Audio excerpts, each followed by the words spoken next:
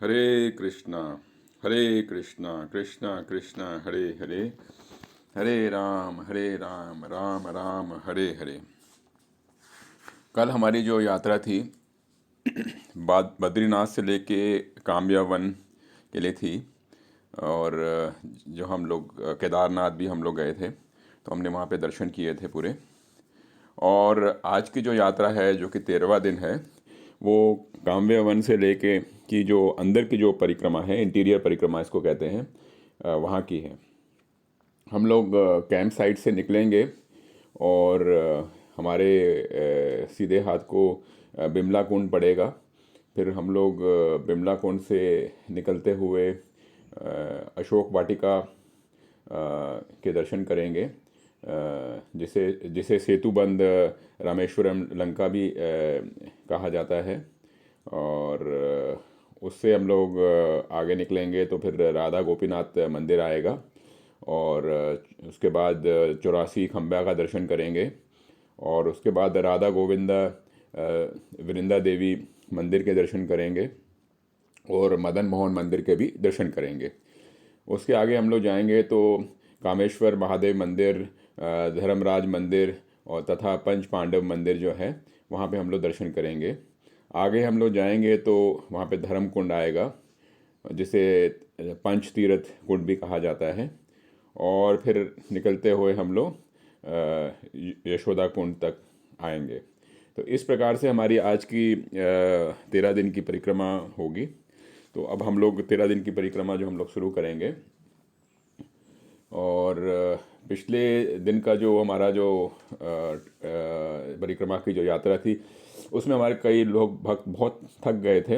अभी भी उनके पैरों में दर्द हो रहा है और उनको मेडिकल असिस्टेंस मिल रही है। और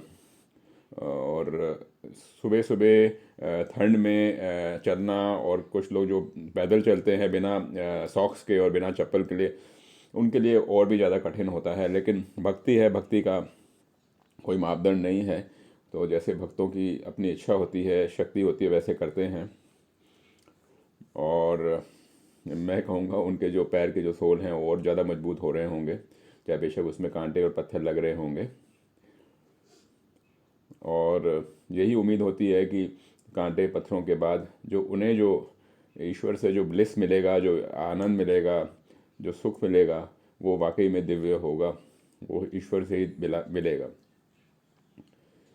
और अब जैसे हम लोग निकले हैं तो सूर्य देवता आ गए हैं, तो उससे सूर्य देवता से आने से उसकी उनकी ताकत से जो भक्त हैं उनको मुस्कुराहट आ रही है उनके चेहरे पे, और वो शक्तिशाली ज़्यादा महसूस कर रहे हैं, ताकतवर ज़्यादा महसूस कर रहे हैं।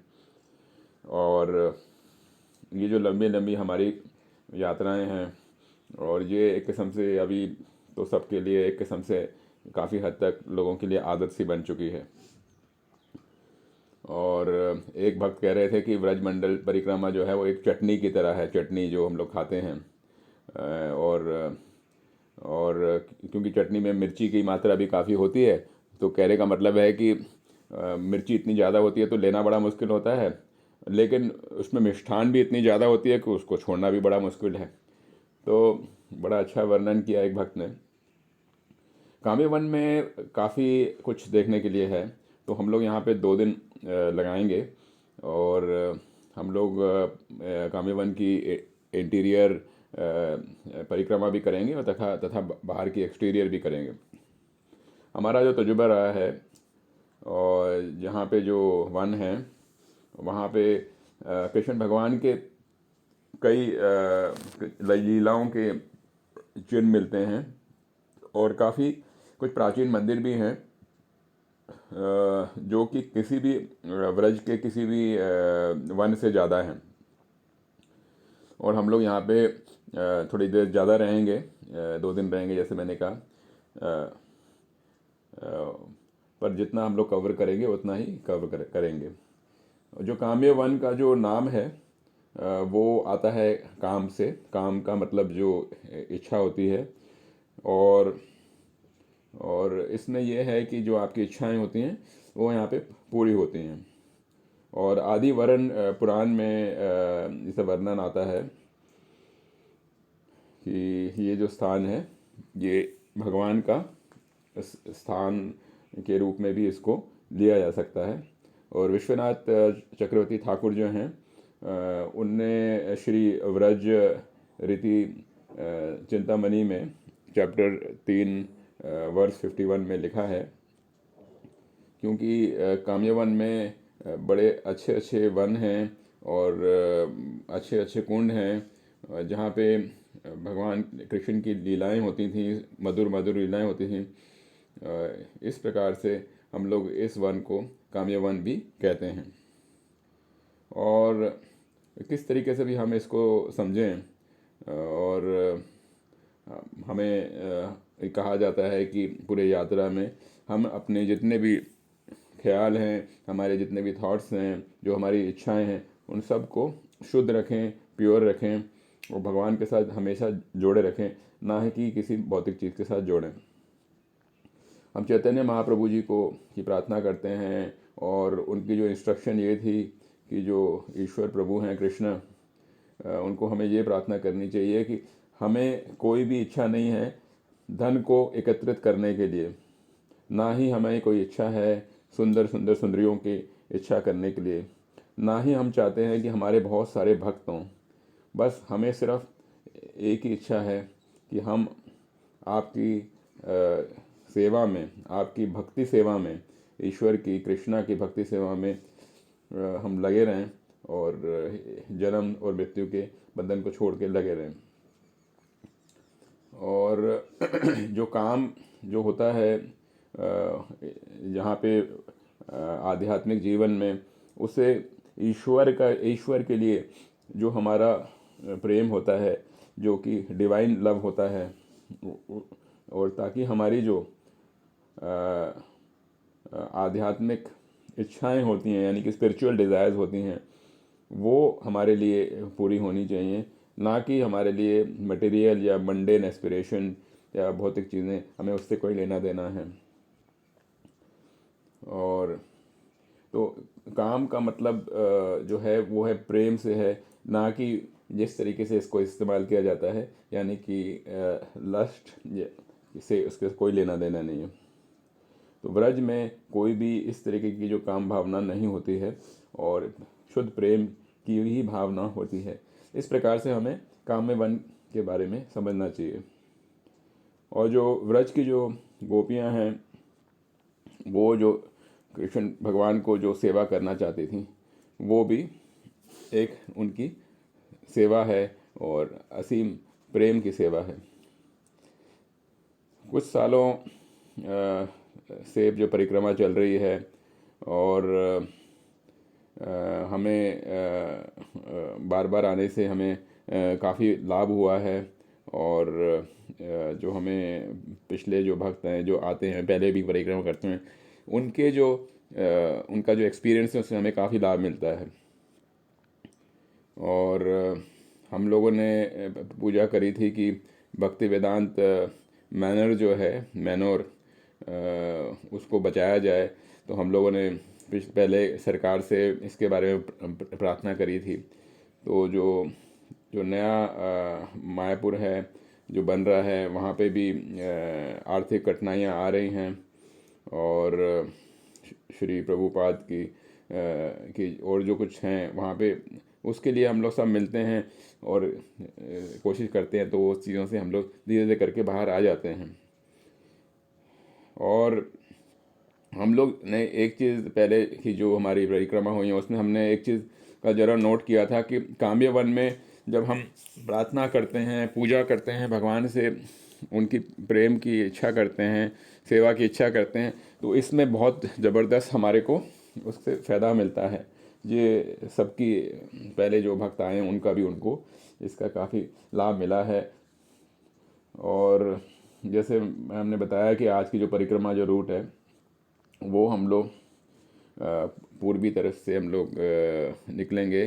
कामन जो छोटा सा नगर है वहाँ से, और वहाँ से निकलते हुए वापस अपने बेस कैंप पे आएंगे और सारे जो हैं इम्पोर्टेंट साइट्स को देखने के बाद। और हम हम लोग दोपहर के समय तक हम लोग दक्षिण तक पहुंच जाएंगे कामयावन के, और फिर यशोदा कुंड से लेके हम सेतुबंद रामेश्वरम जाएंगे। फिर जैसे मैंने कहा, फिर उसके बाद हम लोग कैंप आ जाएंगे। जो पहली जगह जो हम जो जा रहे हैं वो है राधा कुंड, राधा गोपीनाथ मंदिर, जो कि एक छोटे से पर्वत के नीचे है। तो श्री श्री राधा गोपीनाथ जी की जय। और श्री श्री राधा गोपीनाथ जी जो मंदिर है, वहाँ पे प्रतिमाएं हैं मधु पंडिता जी की। और आज गोपीनाथ जी के जो हाथ हैं उनको बड़ा ही सुंदर तरीके से पेंट किया गया है। उस पर हम देख रहे हैं कि उस पर फूलों के चित्र बनाए गए हैं। तो श्री श्री राधा गोपीनाथ जी की जय। तो आगे हम जब निकलते हैं तो हम देखते हैं कि वहाँ पे जो राजा थे जो जयपुर के, उनने जब जो तीन जो विग्रह थे गौड़िया वैष्णव के, वो व्रज से लेके जयपुर में जब उन्हें शिफ्ट किए थे, जब मुगलों का आक्रमण हुआ था, तब क्या हुआ था कि जो विग्रह थे जब व्रज से जा रहे थे जयपुर के लिए, तो वो दो जगहों पे रुके थे। एक तो था राधा कुंड और दूसरा था कामयावन। और 5 दिन पहले की बात है, जब हम लोग राधा कुंड में थे, तो हम लोगों ने वहाँ पे दर्शन किए थे उनके प्रतिभू रूप, यानी कि जो उनके साथ जो कॉपी थे उनके वहाँ पे जो थे, क्योंकि ओरिजिनल जयपुर में ले आया गया था। और यहाँ पे मंदिर कामयावन में मंदिर बनाया गया है इस बात के लिए कि कहाँ पे कामयावन में उनके जो विग्रह जो जयपुर जा रहे थे उनको रोका गया था, वहाँ पे आराम किया गया था। और हम लोग गोविंद देव जी के और मदन मोहन जी के मंदिर में भी हम लोग जाएंगे। भक्ति रत्नाकर में पृष्ठ 235 में ये वर्णन आता है कि गोपाल जो कि मदन मोहन है, वो एक बाल रूप में होते हैं, हमेशा होते हैं। तथा गोविंद देव जी जो हैं वो जो हैं एक युवा के रूप में हैं, यानी कि गोपाल जो हैं बाल रूप में और गोविंद देव जो हैं वो युवा रूप में। तो इन दोनों विग्रहों को जब हम लोग कंपेयर करते हैं, गोपीनाथ जो हैं वाकई में बहुत ही सुंदर हैं, और जो गोपाल जो हैं वो जो हैं वो धीरोदत्त के नायक माने जाते हैं, हीरो माने जाते हैं। यानी कि जो कि कोई एकदम मतलब कि गुस्से में आ जाते हैं या रेस्टलेस हो जाते हैं। और गोविंदा जो हैं वो हैं धीरोदत्त, यानी कि एकदम हीरो हैं, एकदम प्रेम से रहते हैं, हमेशा दया करते रहते हैं, कृपा करते रहते हैं, और बड़े ही निपुण हैं, और शारीरिक रूप से बहुत ही सुंदर हैं। गोपीनाथ जो हैं वो धीरा ललिता नायक है, धीरा ललिता हीरो हैं। यानी कि काफ़ी वो फ़नी रहते हैं और अपने यौवन में हमेशा रहते हैं, वो मजाक करते रहते हैं, और उनको कोई भी किसी प्रकार की चिंता नहीं होती है। तो इस प्रकार से ये तीनों विग्रहों का वर्णन आता है।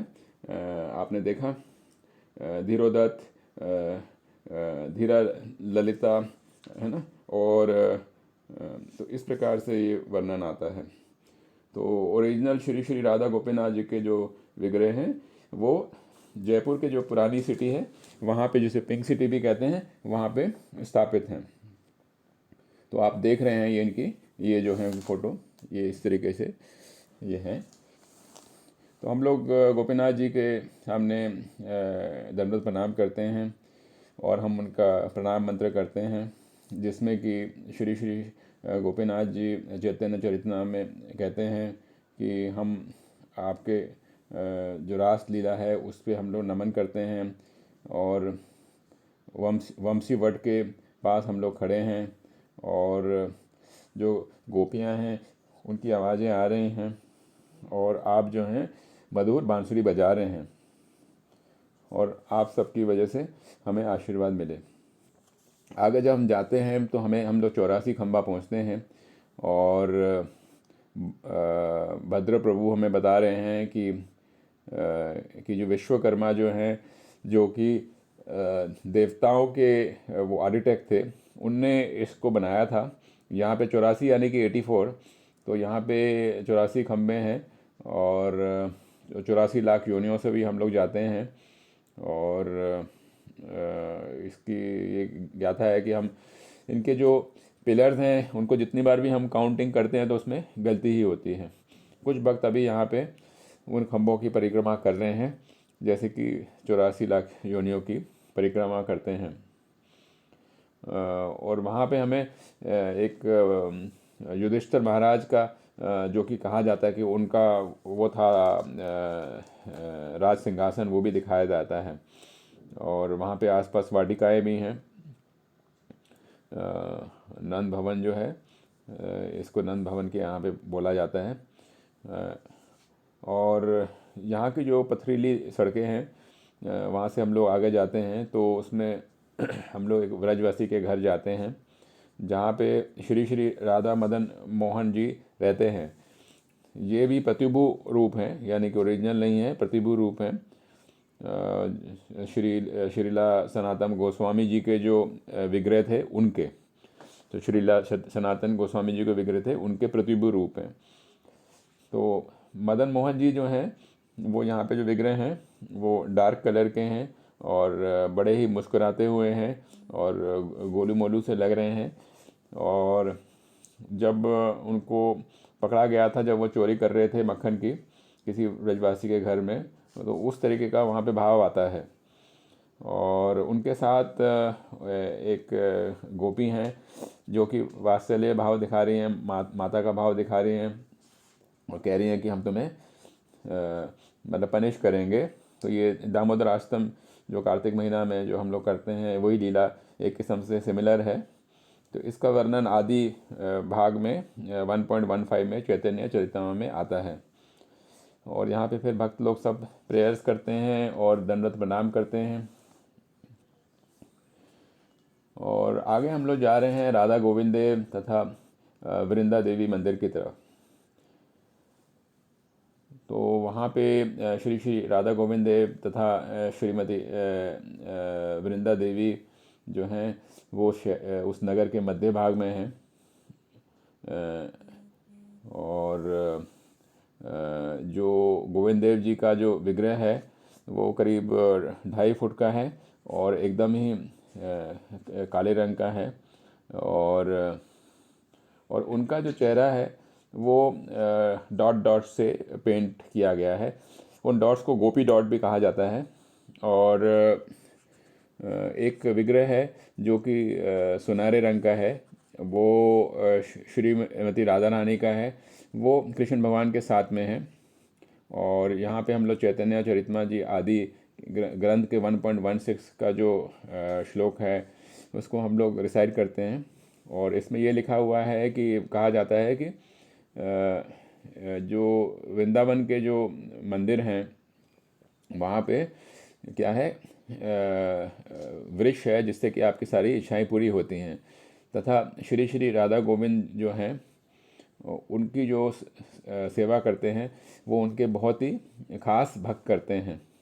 और वो एक उस पर बैठे हुए हैं, राज सिंहासन में बैठे हुए हैं और हम उनको दंडवत प्रणाम करते हैं। जब श्रीला प्रभुपाद 1972 में जयपुर गए थे, वो राधा गोविंद देव जी की जो उनकी विग्रह थे उनके वो दर्शन करते थे। और उनके दर्शन सुबह जो मंगल आरती होती है वहाँ पे काफ़ी सारे लोग आते हैं मंगल आरती में, और काफ़ी लोग लोकल लोग आते हैं और काफ़ी लड्डू बनाए जाते हैं भगवान के भोग के लिए और बहुत ही सुंदर दृश्य होता है। प्रभुपाद जी के जो शिष्य थे वो पंडाल बनाते हैं और राधा गोविंद देव मंदिर जी के साथ में, और उसमें श्रीला प्रभुपाद जो उस समय अभिषेक किया करते थे राधा कृष्ण जी की विग्रहों का, और उनको जब किया जाता था, उनको फिर क्या किया था, न्यूयॉर्क टेम्पल के लिए उनको वहाँ से शिफ्ट किया गया था। और उन विग्रहों को का नाम था राधा गोविंद देव जी दिया गया था। और तमला कृष्ण महाराज जो हैं, उनको इस फेस्टिवल में जयपुर में जो हुआ था, उन्हें यहाँ पे दीक्षा मिली थी। श्रीला प्रभुपाद का जो कनेक्शन है राधा गोविंद देव जी के साथ, वो बचपन से है। जब वो कलकत्ता में थे तो प्रभुपाद जी इस प्रकार से वर्णित करते हैं कि ये जो जगह है, ये सारे स्थान राधा गोविंद देव जी की है, वही इसके मालिक हैं। और और हमें यहाँ पे जो मौका मिलता है, मुझे वो कहते हैं कि बचपन से मेरे को आने का यहाँ पे सौभाग्य मिलता है। जब मैं 3 या 4 साल का था तब मैं राधा गोविंद देव जी के यहाँ पे आया करता था। और कहते हैं कि उनने अपने पिताजी से पूछा था कि मुझे राधा गोविंद देव जी की विग्रह दे दीजिए और मैं उनकी प्रार्थना करूँगा, उनको पूजा करूँगा। मेरे पिताजी वैष्णव थे, प्रभुपाद कहते हैं, तो उनने मुझे छोटे से राधा गोविंद देव जी के विग्रह दिए थे। तो मैं उनकी पूजा किया करता था और जो भी मैं खाता था मैं उनको देता था। और जो भी होती थी, जो भी मैं अपने मन से करता था, मैं करता था। और वो जो विग्रह हैं अभी भी हैं। और वो कहते हैं कि उनने, प्रभुपाद जी, मैंने वो विग्रह अपने बहन को दे दिए थे। तो इसके बारे में प्रभुपाद जी कहते हैं, जब वो कलकत्ता में मंदिर में थे तो, और 24 मार्च 1976 को ये बात उन्होंने कही थी। और राधा गोविंद देव जी का जो ऑल्टर है, उसके साथ एक सुंदर सा नीम का वृक्ष है, जिसके साथ गौरी नित्या के विग्रह हैं।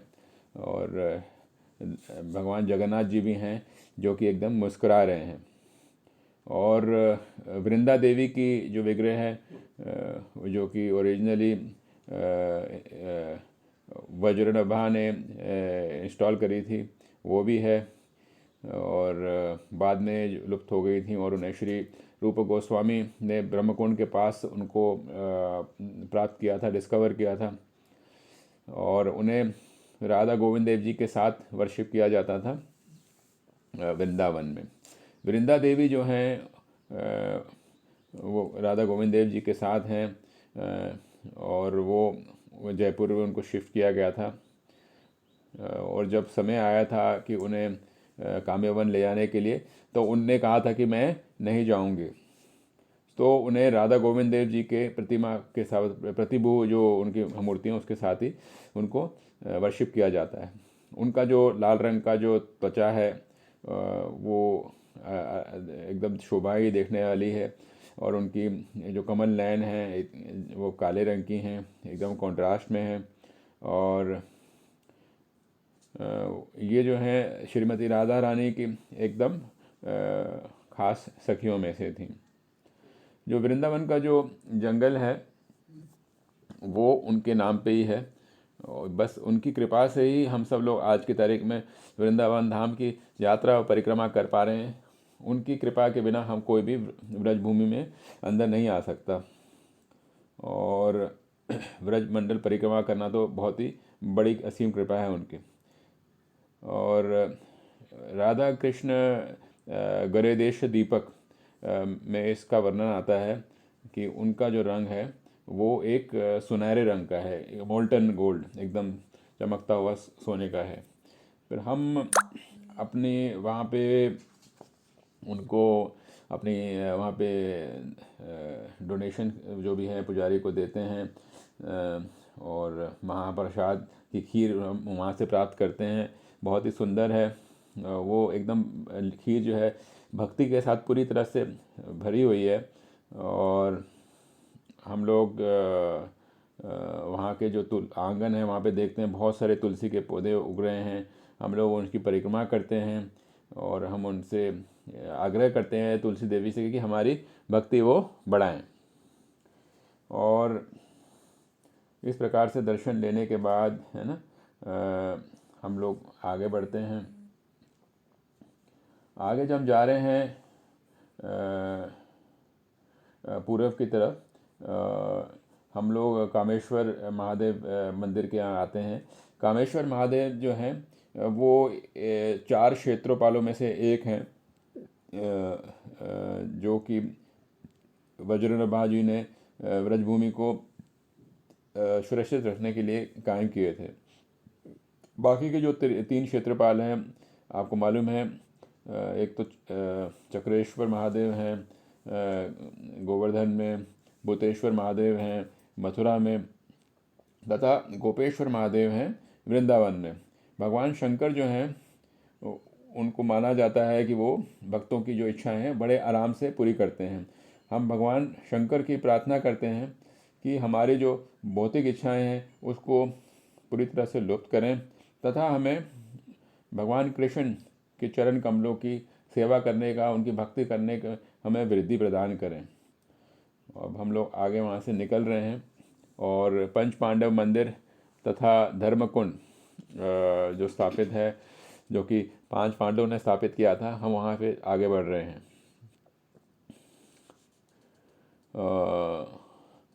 पहले किसी समय यहाँ पे उन सब पांडवों के और द्रौपदी के विग्रह हुआ करते थे, अब लेकिन अब पूरे नहीं हैं वहाँ पे। और अब पूर्व की तरफ हम लोग जा रहे हैं पंच पांडव मंदिर के उधर से, जहाँ पे कि पंच तीर्थ कुंड है, जिसे धर्म कुंड भी कहा जाता है। और महाभारत में इसका वर्णित आता है कि 12 साल जब पांडवों के अज्ञातवास के पूरे हुए थे, वो जब काम्यवन में से जा रहे थे और उनको प्यास लग रही थी, तो उनने भाइयों ने सहदेव जी को पानी लेने के लिए कुंड में भेजा था। जब वो पानी पीने वाले थे तो एक आकाशवाणी होती है कि उनको कहती है कि भाई आप पानी तभी पी सकते हैं जब आप मेरे सवालों का जवाब देंगे। तो सहदेव जी थे, उनने उनकी बात नहीं मानी और उन्हें जल ग्रहण कर लिया। जैसे उनने जल को ग्रहण किया वो एकदम प्राणहीन होकर एकदम गिर पड़े। ये सब जो हुआ सहदेव के अलावा नकुल के साथ भी हुआ, अर्जुन के साथ भी हुआ और भीम के साथ भी हुआ। सब लोगों ने इसी प्रकार से उनका हाल हुआ।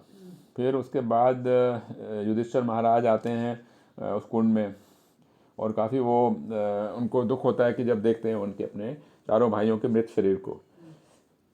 पर अपने आप को नियंत्रित में रखने के बाद तो वो भी इस प्रकार से कुंड के पास से आवाज़ सुनते हैं कि अगर तुम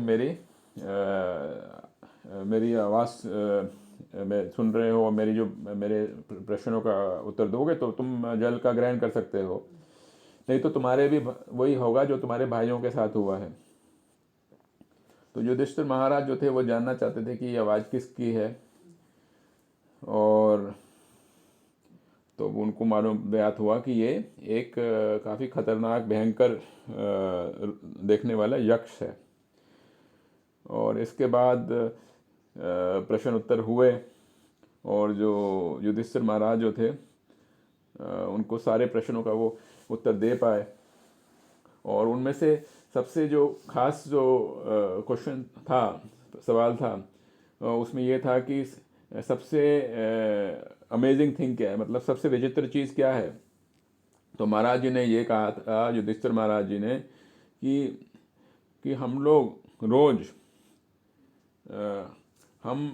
रोज इतने सारे जीवों को देखते हैं मरते हुए, और हम लोग लेकिन ऐसे करते हैं कि जैसे कि हम कभी मरने नहीं वाले हैं।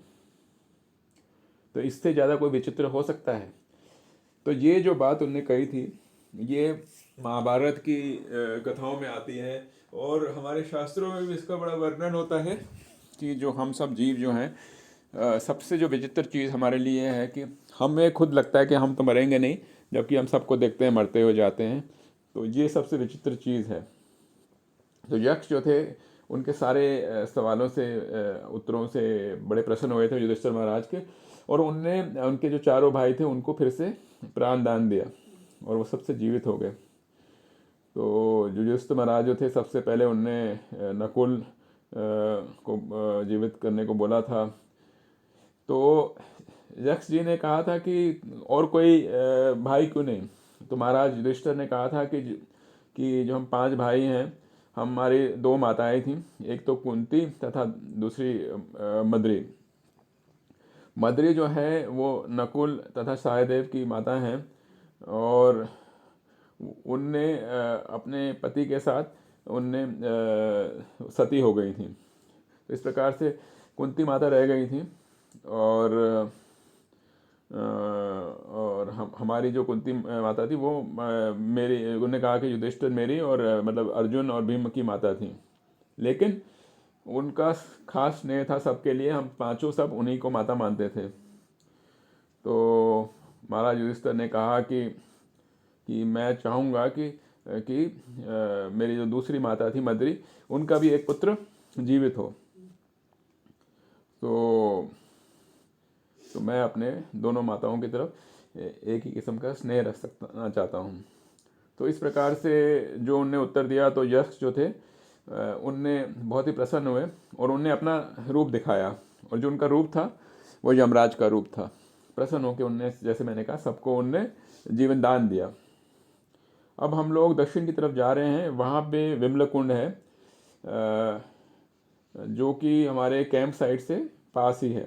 विमला कुंड जो है ये काम्य वन के जो 84 कुंड हैं, 84 कुंड हैं, उसमें से श्रेष्ठ माना जाता है। और एक विमला राजा होते थे, उनके नाम के, जो कि 5000 साल पहले थे, जो कि अभी पाकिस्तान में है, सिंध इलाके में, वहाँ के राजा थे, उनके नाम पे है। तो जो राजा थे विमला, उनके कहा जाता है कि उनकी 1 करोड़ सुंदर पुत्रियां थी, और ऐसा कहा जाता है कि उनकी जो सारी पुत्रियां थी, उनका विवाह भगवान कृष्ण के साथ हुआ था। और ऐसा कहा जाता है कि ये जो कुंड है, इसका जल जो है ये उससे बना था कि जब भगवान जब नाचे थे यहाँ पे, तो उनके शरीर से जो पसीना था, उससे ये बना है। और गर्ग संहिता जो ग्रंथ है, उसमें इसके बारे में वर्णन आता है कि राजा की जो पुत्रियां थी, वो जो थी वो अयोध्या की भी थी, और वो जो थी किसी उस समय में राम भगवान के समय में वो भगवान राम से बहुत ही प्रभावित थी, और वो उनसे राम जब जब जी थे तब उस समय उनसे शादी करना चाहती थी। पर क्योंकि राम भगवान ने प्रण लिया था कि वो सिर्फ एक ही पत्नी रखेंगे, धर्म पत्नी रखेंगे, अर्धांगिनी रखेंगे, तो उनकी इच्छाएं पूरी नहीं हुई थी। तो इसको पूरा करने के लिए द्वापर युग में भगवान वासुदेव पुत्र बन के आए थे, और इस प्रकार से उनकी इच्छा पूरी हुई थी। तो जैसे कहा जाता है कि भगवान से आप कुछ भी मांगते हैं, कुछ भी करते हैं, तो भगवान आपकी इच्छाएं पूरी करते हैं। तो इसलिए हमें कोई भी भौतिक इच्छा नहीं करनी चाहिए, इससे हमारा जन्म फिर से होगा। हमें सिर्फ आध्यात्मिक इच्छा रखनी चाहिए, ताकि हम भगवान की सेवा में लग रहें, भगवान के चरण में लगे रहें। जो विमला कुंड है, उसके साथ काफ़ी सारे छायादार पेड़ हैं और मंदिर हैं, और वहाँ पे काफ़ी सारे बंदर भी हैं जो कि पेड़ों में झूल रहे हैं। और तो काम्य वन में मंदिर भी हैं। और अब हम लोग यहाँ से अपने कैंप की तरफ जा रहे हैं, जहाँ पे हम लोग ब्रेकफास्ट प्रसादम लेंगे, और कुछ देर के लिए हम लोग आराम करेंगे। और जो दोपहर की शुरुआत है, हम लोग परिक्रमा पथ से हम लोग चलते जा रहे हैं और दक्षिण की तरफ जा रहे हैं, ताकि हम सेतुबंध रामेश्वरम जा सकें। और धूप काफ़ी हो गई है, दोपहर का समय है, लेकिन हमारे कीर्तन में कोई चूक नहीं है, कीर्तन चले जा रहा है। और अच्छे अच्छे जो गाने के, जो म्यूज़िक के जो इंस्ट्रूमेंट्स, वो भी बज रहे हैं, और लोग गा भी रहे हैं और नाच भी रहे हैं, और सब लोग अपने शक्ति का प्रयोग कर रहे हैं भगवान की भावना में, कीर्तन में। पर उससे पहले हम लोग यशोदा कुंड में रुकते हैं, जो कि तकरीबन आधा किलोमीटर है बिमला कुंड से। भक्ति रत्नाकर में इसके बारे में वर्णन आता है, जब कृष्ण भगवान जो थे, जब वो अपने गायों को लेके जा रहे थे, तो मदर जो थी, माता यशोदा जो थी, वो कृष्ण भगवान को काफ़ी मिस करती थी और उनका इंतज़ार करती रहती थी कि वो कब आएंगे। लेकिन वो उनसे बीच में कभी कभी मिलने के लिए आ जाती थी काम्यवन में। तो यहाँ पे वो कृष्ण भगवान अपनी माता को देखते थे और वो भागते भागते उनके पास जाते थे और अपने हाथ उनके गले के हाथ लगाते थे और उनको प्रेम से किस किया करते थे अपनी माता को, और माता उनको स्तनपान कराती थी। सेतुबंध, रामेश्वरम, लंका तथा अशोक वाटिका, ये हमारी आगे की जगह हैं। और हम लोग पश्चिम की तरफ जाते हैं तो सेतुबंध रामेश्वरम आता है। सेतु का मतलब होता है पुल, यानी कि ब्रिज। यहाँ पे कृष्ण भगवान जो थे, उनने अपने रामचंद्र जी की जो उनने लंका के लिए पुल बनाया था, उसी तरीके की लीला करी थी। यहाँ पे पहले एक बहुत बड़ा सा एक कुंड था और जो गोपी थी उनको दूसरी तरफ जाना पड़ता था अपने जो दूध के पदार्थ हैं उनको ले जाके। अब उनको क्या होता था, कुंड के चारों तरफ से होके जाना पड़ता था। तो उनने कृष्ण भगवान को बोला कि तुम अपने आप को रामचंद्र बोलते हो कि मैं पिछले जन्म में रामचंद्र था। हे नंदपुत्र, इसको जरा तुम करके बताओ कि हाँ तुम सच में थे,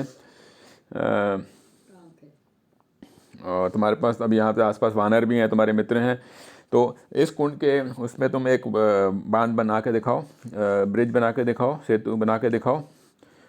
तो भगवान ने जो बंदर थे काम्यवन के, उनको बुलाया और उनको बताया कि ऐसे ऐसा हुआ था पहले लंका में, हम लोगों ने आपकी मदद से हम लोगों ने बनाया था।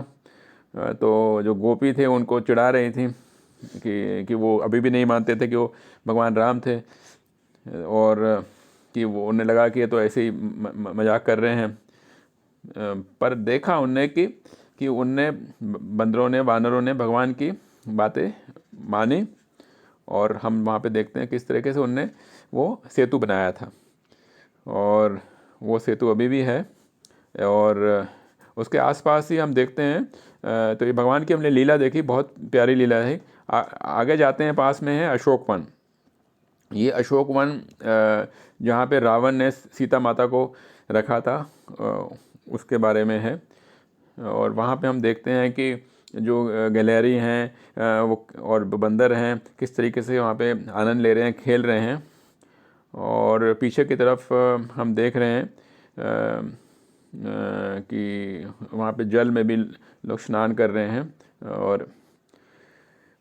और ये ऐसा कहा जाता है कि जो गैलरी है उसके ऊपर जो पीठ पे जो 3 सफ़ेद सफ़ेद की जो लाइनें बनी होती हैं, वो इसलिए था क्योंकि वो गैलरी जो थी वो उनने जब भगवान को सेतु बंद करने के लिए मदद कर रही थी, अब छोटे छोटे पत्थर लाके, तो भगवान रामचंद्र बहुत ही प्रसन्न हो गए थे, और प्रसन्न होकर उनने अपने हाथ से उंगलियों से गैलरी को प्रेम से प्यार दिया था। तब से उसके ऊपर ये चिन्ह हैं। और तो इस प्रकार से हम देख रहे थे कि जो गिलहरियाँ हैं आनंद ले रही हैं। और बचपन में हम लोग कहा करते थे, गिलहरी को देख के राम बोले रुक, तो गिलहरी रुक जाती थी। तो इस प्रकार की बचपन की भी कथा याद आती है। और हरि नाम और प्रसाद का भी वितरण होना है, जब हम लोग कैंप अपने पहुंच गए हैं। और अयोध्यापति प्रभु जो हैं वो फूड फॉर लाइफ की वैन लेके आ गए हैं, और ये वैन रोज़ आती है, वृंदावन से आती है, हमारे लिए प्रसाद लेके आती है। और प्रसाद आराम से वितरण हुआ, ग्रहण किया, उसके बाद हम लोग हरि नाम के लिए आगे बढ़ते हैं। और जो नगर है कामन नगर, जो प्रसाद बच जाता है हम लोग उससे क्या करते हैं, वहाँ पे वितरण करते हैं जाके, घर घर में जाके। और तथा हम लोग वहाँ के गैयाओं को और बंदरों को भी खिलाते हैं। और कुछ तो भक्त हैं जो कि बंदरों को हलवा अपने हाथों से खिला रहे हैं, है ना। ये भी एक विचित्र है, मतलब उनकी हिम्मत है उनकी। और कुछ जो बंदर हैं जो कि छोटे छोटे हैं, वो हमारे पास आने से वो थोड़ा शर्मा रहे हैं लग रहा है, बट पर कुछ हैं जो कि हिम्मत करके आके हमारे हाथ से ही लेके जा रहे हैं। और जो भक्त हैं वो ज़ोर ज़ोर से बोल रहे हैं हरी बोल हरी बोल। और कुछ ही क्षणों में एक बड़ा सा बंदर आता है पीछे से, और हमारे हाथ में जो भी है वो सब कुछ लेकर चला जाता है। और बाकी के जो बंदर हैं वो हमारे से और भी मांग रहे हैं कि हमें और हलवा दें। और जो हमारी जो वैन है, जो कि फूड फॉर लाइफ की जो वैन है, उसके चारों तरफ हैं बच्चे भी आ गए हैं, बड़े भी आ गए हैं और प्रसाद की याचना कर रहे हैं। साथ साथ कीर्तन भी बड़े प्रेम से चल रहा है। और इस प्रकार से सब लोग प्रसाद लेके अपने अपने घर जा रहे हैं। सूर्य देवता अस्त हो गए हैं और बड़ा ही सुंदर दृश्य है। और इसके बाद हम लोग विमला कुंड में स्नान लेते हैं और पूरे दिन भर की थकान को हम दूर करते हैं, तथा उम्मीद करते हैं कि हमारे जो पाप हैं वो भी हमारे से हम लुप्त हो जाएं, हमारे से ख़त्म हो जाएं। और ऐसा होता भी है। हमारा जो कैंप है काम्य वन है, वो ओपन ग्राउंड में है, वहाँ पे कोई बिल्डिंग नहीं है, टेंट लगे हुए हैं। और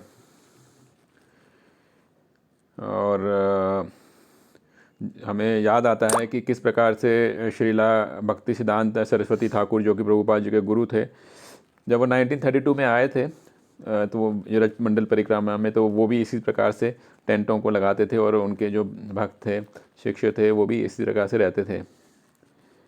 और श्रीला प्रभुपाद के लीला मित्र वॉल्यूम 1 में पृष्ठ 64 में इस तरीके से इसका वर्णन आता है कि जो कैंप है वो अलग अलग सेक्शन में डिवाइड होता था और अर्ध चांद की तरह होता था, सेमी सर्कल यानी कि। और अलग अलग जो होते थे भक्त, उनको अलग अलग जगह दी जाती थी। और जो बीच का स्थान होता था वहाँ पे श्रीला भक्ति सिद्धांत सरस्वती जी रहते थे, तथा चैतन्य महाप्रभु जी के जो विग्रह होते थे वहाँ पे होते थे, तथा सन्यासियों के टेंट्स होते थे। और स्त्रियों के और पुरुषों के कैंप अलग अलग होते थे। और मैरिड कपल जो होते थे वो भी अलग अलग रहते थे। और और कुछ वॉलंटियर्स होते थे जो कि रात को चौकीदारी करते थे उस इलाके की, है ना। और गैस लाइट और कैंप फायर जलते थे वहाँ पे ताकि रोशनी होती रहे। और जो आसपास के जो लोग होते थे, आते थे, देखते थे, उनको हैरानी होती थी जिस तरीके से अरेंजमेंट हो रखा होता था। और शाम को आके भक्ति सिद्धांत सरस्वती के जी के जो उनकी जो डिस्कोर्स होते थे उनको सुनने के लिए सब लोग एकत्रित होते थे। इस तरीके से श्रीला प्रभुपाद जी ने लीलामित्र में वर्णन किया है। तो ये हमारा 13वां दिन था काम्य वन का। और अब हम लोग कल का जो परिक्रमा करेंगे वो एक्सटीरियर होगा परिक्रमा का। और एक भक्त कहते हैं कि मैं चाहता हूँ कि समय जो है रुक जाए और हम लोग यहीं रुक जाएं, है ना, कि इतना सुंदर वन है यहाँ पे। और हम कितनी देर भी काम्य वन में रहें, हमें कभी भी ऐसा नहीं लगेगा कि ये पर्याप्त है।